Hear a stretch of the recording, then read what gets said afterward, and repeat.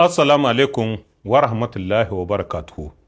Jama'a maza da mata, masu kallonmu da sauraronmu, barkanmu da warhaka, barkanmu da sake kasancewa tare da ku cikin shirin mu duba mu gani na wannan rana ta Assabar 28 ga watan Sha'aban. Hijirar Annabi tsira da amincin Allah su kara tabbata a gare shi daga Makka zuwa Madina na da shekara 1445, wacce ta yi daidai da 9 ga watan Maris cikin shekara 2024 bayan aihuwar Annabi Isa alaihi salam. Muna godiya ga Allah subhanahu wata'ala mai girma da ɗaukaka da buwaya da ya yarda ya amince ya sake sada mu da ku a cikin wannan shiri na wannan rana. Muna ci gaba da roƙon mahalicin kowa da komi ya yarda ya ganar da mu gaskiya gaskiya ce, ya ba mu ikon binta, ya kuma ganar da mu ƙarya ƙarya ce, ya yarda mu nisance ta. Jama'a maza da mata 'yan uwa 'yan Nijar, mima kasan mu adalci. Kasancewar Allah subhanahu wa ta'ala abu na farko da ya haramta ma kanshi da kanshi shine zalunci, sa'annan kuma ya haramta shi ga illahirin bayan shi. Kowa ya ga bayyanar wata takarda da ke a matsayin doka, wacce a turanci ake kira da suna Ordonance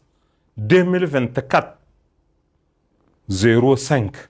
Ita wannan doka tana ɗauke da sa hannun babban dogarin kwa da shugaban ƙasa wanda aka san da suna Cani. Kuma ranar da aka sa mata hannu ranar 23 ga watan Fabrairun shekara ta 2024. Amma kuma wani abin mamaki, wai an ce ta fara aiki tun ranar 1 ga watan Janairun shekara ta 2024. Jama'a, wannan doka wadda yake ta cakalar da komi, ta ruguzar da komi game da abin da ake ce ma contabilité publique, ma'ana dukiyar ƙasa in za a kashe ta wani irin kashi za a mata, in za a bayar da kwangila gawa aka ba da kwangilan nan, mi za ya sayarwa, ya sayo bai sayo ba. Shi wanga abu da ake ce ma contabilité publique shi ne yasa ake ganewa cikin ƙasa idan an yi almundahana. To yanzu Cani ya halalta yin sata cikin ƙasar ta Nijar. Wai aka nuna cewa duk abin da ya shafi sayayya da ta danganci kayayyakin aikin soji, ma'ana tuni, makamai, ranjas, bere, ruwan da za a sha, fiya wata ne, na butali ne, papier hygienique ne, ram ne, kai duk wata kwamacala hatta da abincin da za a saye, in dai abu ya shahi a ce a'a wanga saboda harka soji ne, ko gina ce za a yi, wata kwamfani ce, ko wani menene da menene daidai za a yi. Kenan abin da ya kamata mutane a gane, kamar an samu wani kwabai wanda ke a matsayin kariya ga dukkan saye-sayen ga da muka zana. Idan aka yi su babu zancen patanti, babu takas, babu komi. Kenan ba sai an biya wajen abin da ake ce ma kwantabil ba, ko kuma ba sai an biya wajen DRFM ba, ko kuma ba sai an biya ta hanyar kwantarolar finansi.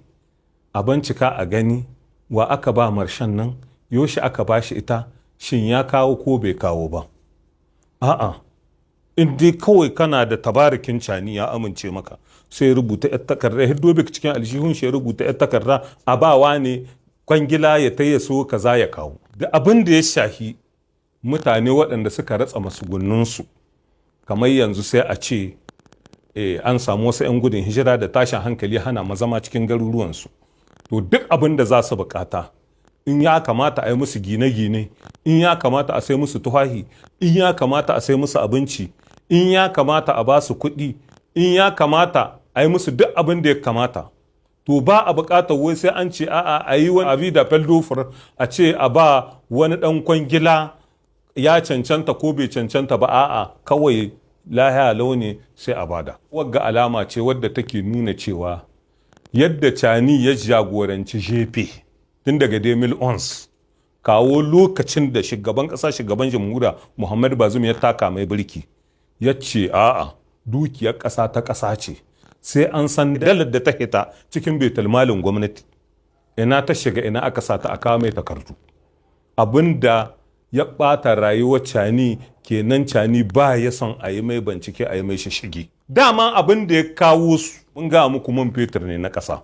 To yanzu duk dubayen miliyoyin da za a samu ba abin mamaki ba ne a ce an sa su cikin irin wannan haraka, a ce a'a an kashe kaza saboda an yi sayayya da shugaban ƙasa, kuma a'a waɗanda abin ya shafa 'yan gudun hijira an kashe musu kaza. Ba a buƙatar wani bincike. Wanga yana nufin kwaldaf da ita da banza da wuhi ɗai.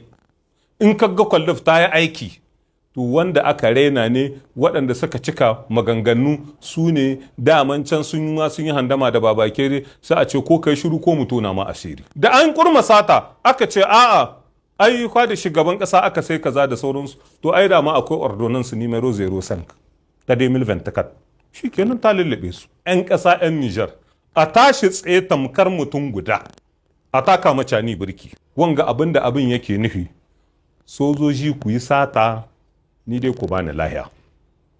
Kenan cani ya buɗe ma sojoji hanya ta su ci dukiyar ƙasa iyaka iyawarsu, su dai su ba shi lahiya.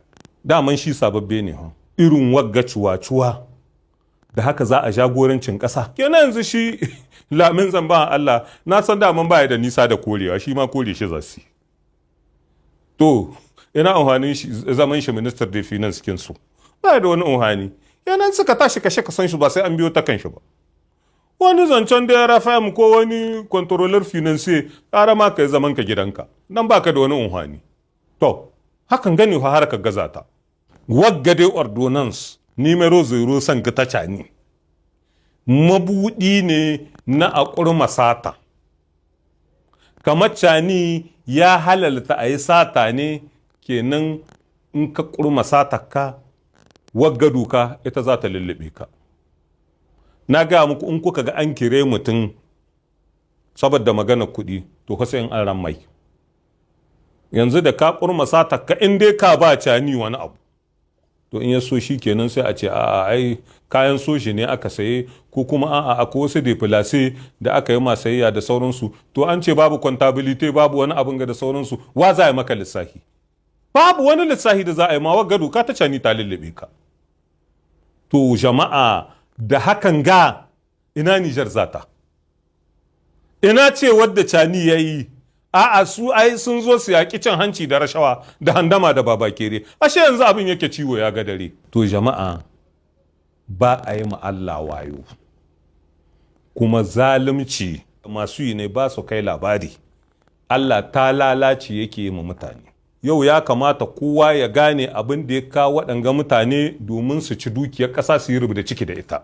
Kuma ya kamata 'yan Nijar kowa ya gane, kai yanzu saboda Allah da Annabi irin wagga doka in ana yin ta fi sabilillahi jama'a, ai mutum ko baya da hankali ai ya kamata shi hankali. An yi wata katanga ka ce a'a ai katanga wata kamfani ta kwaɗi sai kare da fansu ne, in an yi masa sai kare da fansu ne, in an yi sure sai kare da fansu. Duk kasashen ga Amerika ne, Faranshi ce, Ingila ce, Rasha ce, kowace ƙasa ce, in ka shiga intanet za ka gani kwangila kaza da kaza da kaza ta sayan makamai ko ta wani abu wanda ya shahi makamai da sauransu, wa aka ba.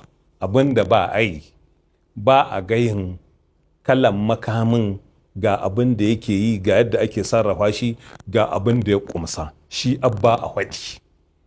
Su ne ake kira bayanan sirri da suka jibinci kariya al'umma. Amma ba a zo a yi zancen in tuwo za a saye, in hura za a saye, in me aka yi, sai a ce a'a zabara haba ka tai residence cani ya baka, saboda can babu controller finance, in ka kawo oho, in baka kawo ma oho, ilisifi dai ka taba ka ce sai cani in ya so shi kenan sai ya hiddo bik cikin aljihu ya rubuta ma, shi kenan ka ci gaba da sha'aninka ta banjama banzam, shi kenan. Nijar sai gyaran Allah. Da wannan muka zo ƙarshen shi wannan shiri na wannan rana, sai lokaci na gaba idan mai girma da ɗaukaka ya yarda.